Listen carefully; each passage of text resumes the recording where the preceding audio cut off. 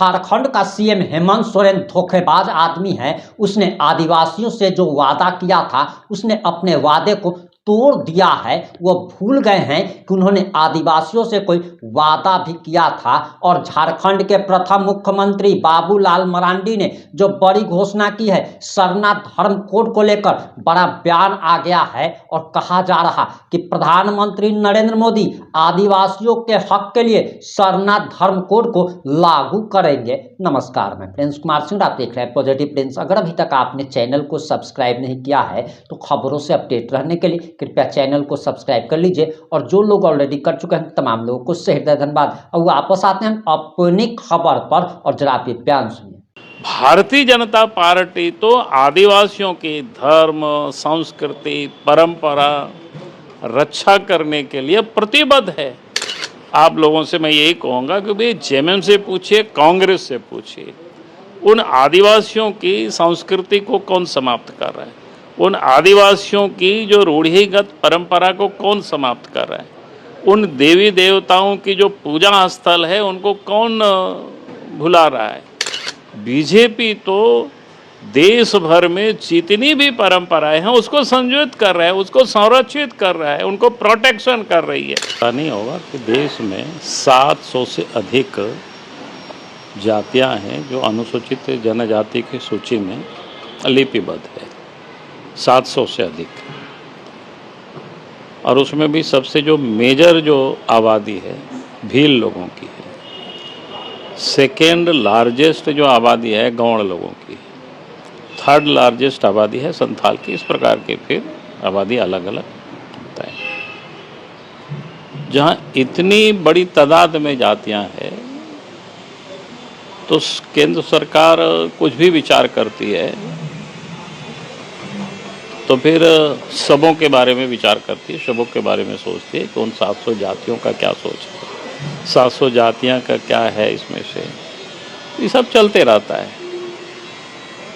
और जहाँ तक 50 लाख की जो उन्होंने बताया, जो लोगों ने लिखा है, निश्चित रूप से 2011 में लिखा है, लेकिन वो अगर आप डिटेल निकाल करके उसको आप देखेंगे, उस ब्रेकअप को आप भी देख सकते हो, चूँकि तो सेंसस का नोट है।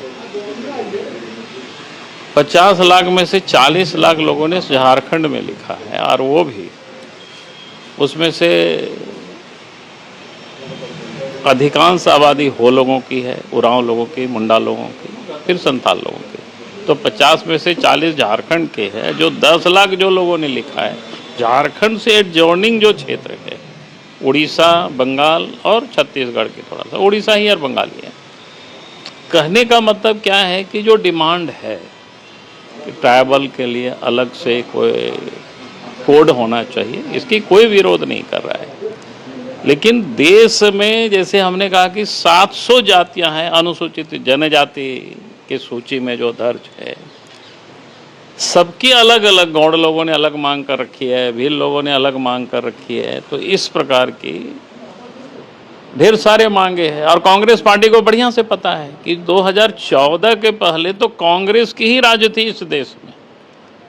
अगर अटल बिहारी वाजपेयी जी की 6 वर्षों की कालखंड को छोड़ दिया जाए तो 1952 से लेकर के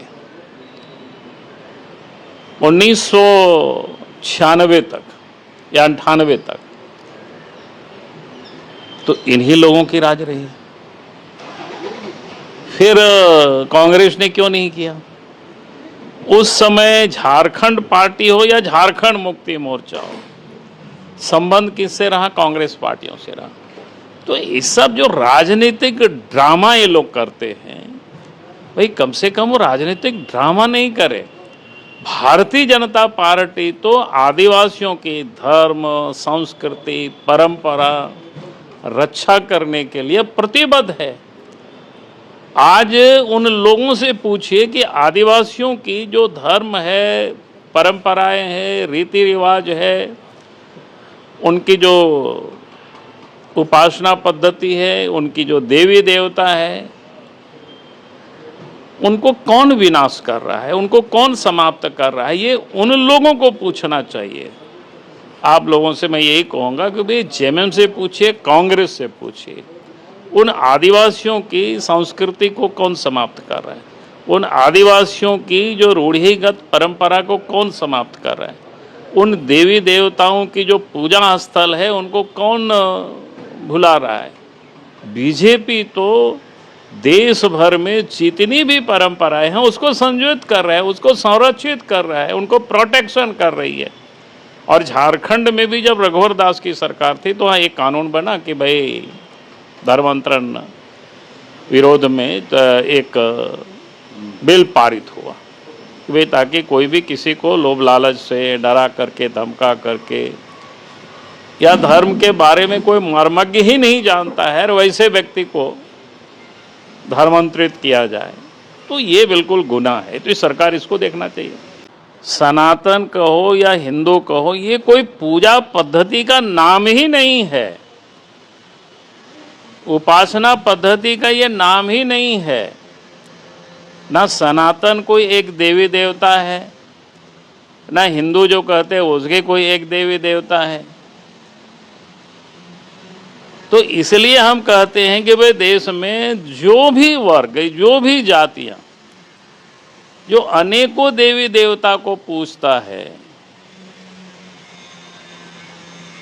जो भिन्न भिन्न प्रकार की उपासना पद्धति जो करते हैं, ये अगर या जाति व्यवस्था है, ये अगर कहीं व्यवस्था में मौजूद है तो वो सनातनी परंपरा में ही है, हिंदू परंपरा में ही है।